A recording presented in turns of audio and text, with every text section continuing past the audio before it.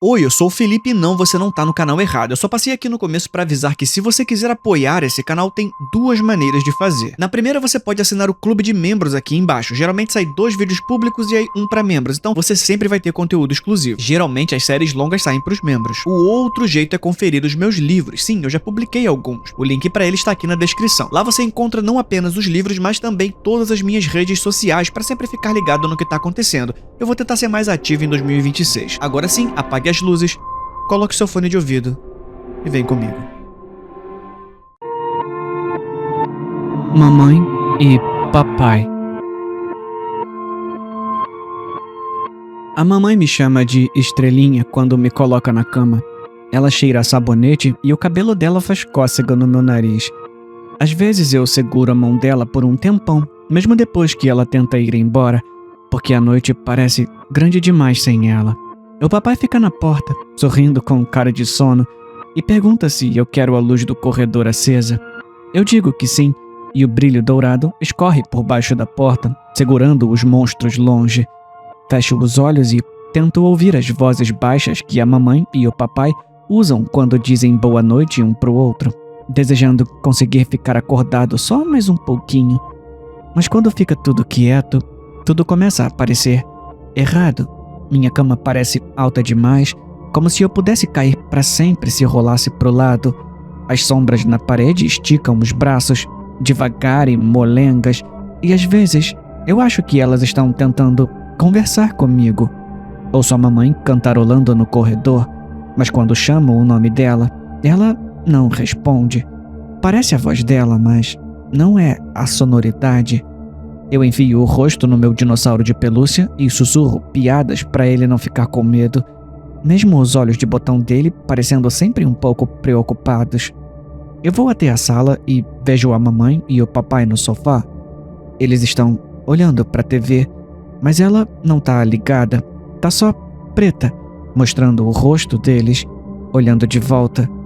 Eu espero eles dizerem alguma coisa. Qualquer coisa, mas eles só piscam pra tela com sorrisos apertados, cuidadosos. Digo que tô com sede e a mamãe balança a cabeça como se tivesse me ouvido debaixo d'água. O papai dá uns tapinhas no sofá ao lado dele, mas eu não quero me sentar. A minha garganta parece pesada e eu me pergunto se talvez eu não devesse estar aqui, se isso é o sonho de outra pessoa e eu entrei sem querer. Quando volto pra cama, o quarto parece que tá flutuando. Meu cobertor azul tá com um cheiro estranho, como o quintal depois da chuva. E o pelo do meu dinossauro tá áspero, quase pontudo. A mamãe e o papai ficam na porta dessa vez, lado a lado, em silêncio. Os rostos deles parecem lisos demais na luz do abajur. Dorme, estrelinha, eles dizem juntos, as vozes trançadas como uma corda. Dorme, estrelinha. Eu fecho os olhos e tento lembrar como se sonha com o sol, mas tudo que consigo ouvir é o sussurro deles e as sombras se mexendo devagar embaixo da minha cama, esperando eu pegar no sono.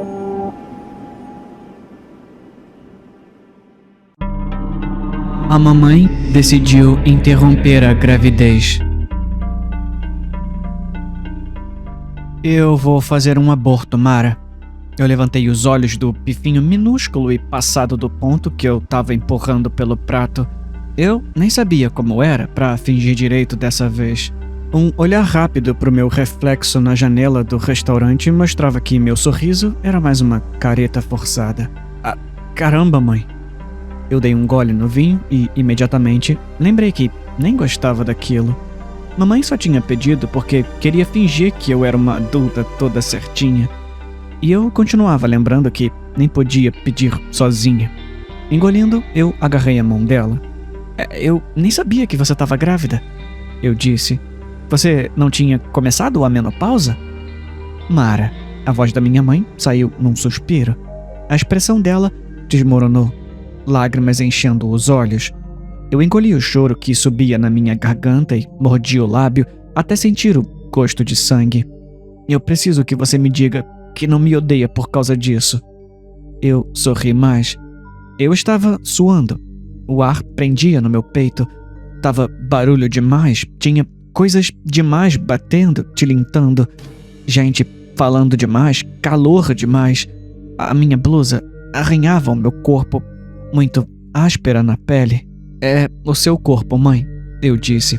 O que você escolher fazer, eu respeito a sua decisão. Eu alcancei a mão da minha mãe, apertando forte. Forte demais, até as minhas unhas afundarem. Mas a palavra parecia pesada, errada e sufocante. Tem algum motivo? Os olhos dela apertaram. Ela mudou de assunto. Você tem 25 anos e não tem trabalho, querida. Aquilo doeu. 5 anos desde que meu emprego e meu direito de trabalhar foram arrancados de mim. Porque eu não posso ter uma mãe. Meu sorriso já começava a doer. Você não pode me dar netos? Mamãe continuou. Eu deixei o garfo cair e ele bateu no prato tinindo. Porque eu não posso ter, eu disse. Você sabe disso. Eu forcei um sorriso.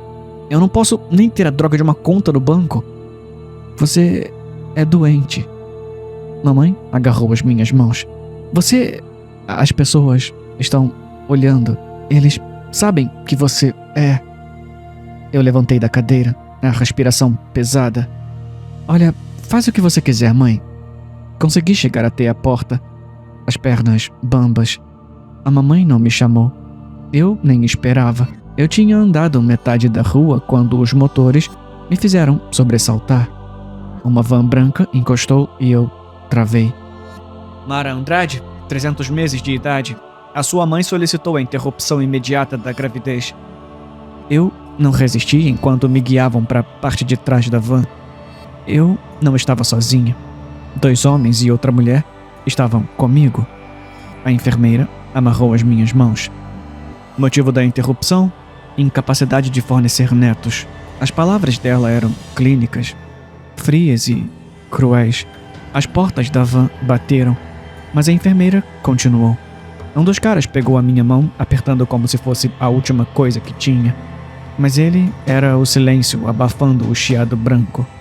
Mara Andrade, você não tem autorização para recorrer, nem recusar. Será imediatamente levada para uma instalação de interrupção.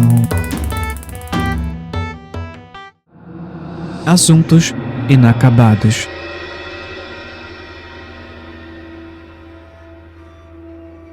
As pessoas na minha vida achavam que podiam tirar tudo de mim e ir embora. A Jenny me largou pelo meu melhor amigo depois de 7 anos. Nem me deu um motivo, só fez a mala e saiu como se eu não estivesse ali. O Mike, meu irmão, resolveu ignorar os 6 meses de ligação que eu fiz pra ele.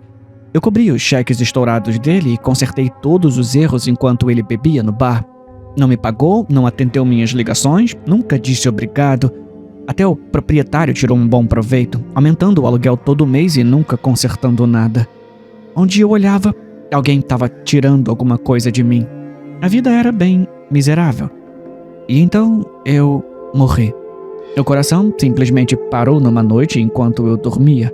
Lembro de sentir, de repente, que estava acordado. Um silêncio estranho cobriu a minha pele. Depois veio a enxurrada de percepção de que eu não tinha terminado ainda. E eu sorri. A Jenny foi a primeira. Ela acordou com o cheiro do meu perfume. Disse que parecia que alguém sentou na beirada da cama. Tentou rir, mas não dormiu na noite seguinte, nem na outra. O Mike ouviu meu toque de celular, o mesmo que ele costumava ignorar, tocando dentro do guarda-roupa. Não tinha nada lá, só o reflexo suado dele no espelho. O proprietário começou a ouvir passos e água pingando. De novo e de novo e de novo. Ele arrancou o encanamento, contratou vários encanadores. Mesmo assim, toda noite, o som voltava. Um pingar constante e debochado vindo do nada. Eu não jogo coisas, eu não grito, eu não apareço. Só chego perto o bastante para eles sentirem. Um sopro na nuca, um frio mudando o ar, o sussurro mais fraco na hora errada. São coisas pequenas, sutis, daquelas que eles não conseguem explicar para ninguém sem parecer loucos. Eles tentam seguir em frente, mas não conseguem. Essa é a coisa sobre assuntos inacabados. Eles estão sempre inacabados. Eu vejo eles desmoronando, um por um. A Jenny agora dorme com as luzes acesas. As olheiras dela poderiam carregar uma semana de compras. O Mike não atende mais ligações. Nenhuma. Ele só balança num canto do quarto, de vez em quando dando um gole numa garrafinha de vodka. E o proprietário? Bom, ele já se mudou tantas vezes que o correio mal consegue acompanhar o endereço. E ainda assim, acorda às 3 da manhã, ouvindo passos e um leve som de água pingando. Ele grita com certa frequência agora. Sempre dizem que você não leva nada quando morre. Mas isso é uma mentira hilária.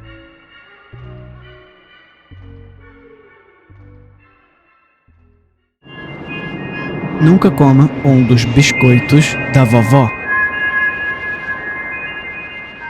Eu e o Tommy estávamos empolgados, muito empolgados. Depois de meses de insistência, a mamãe finalmente concordou em deixar a gente visitar a nossa avó. Ela usa um chapéu engraçado, o nariz dela é pontudo. Tommy tinha 1 milhão de perguntas.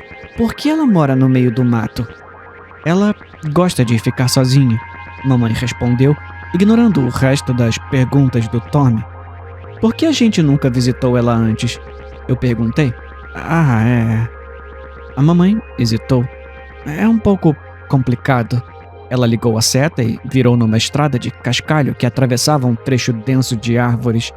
Mais adiante, as árvores se abriam numa clareira onde havia uma cabana grande. Fumacinhas cintilantes e vermelhas subiam lentamente da chaminé. A mamãe pisou no freio.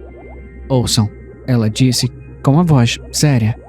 Eu amo a avó de vocês e 99% do tempo ela é perfeitamente inofensiva. Mas vocês dois precisam me prometer uma coisa. Nunca comam os biscoitos dela. E se eu tiver com fome? Tommy fez beiço. Sem mais, Tommy. Mamãe aumentou o tom. Eu preciso que vocês prometam. Tá, a gente promete, eu disse.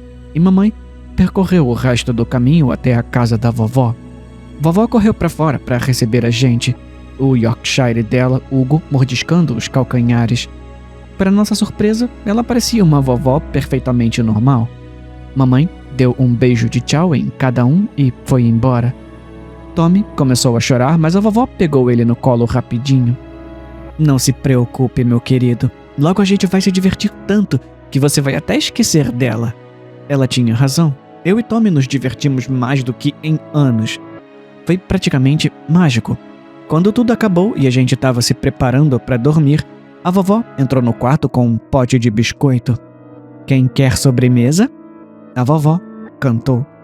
Tommy ia falar, mas eu dei uma cutucada nele. A gente tá tão cheio do jantar, vovó, não cabe mais nada. Tá, eu vou deixar o pote bem aqui, caso mudem de ideia. A vovó colocou o pote com um sorriso e saiu. Tommy me olhou com olhos famintos. Não, Tommy, eu disse. A gente prometeu. Calma, eu tenho um plano. O plano dele era até bom. Quando a vovó dormisse, a gente puxaria o Hugo para dentro do quarto e daria um pedaço de biscoito para ele.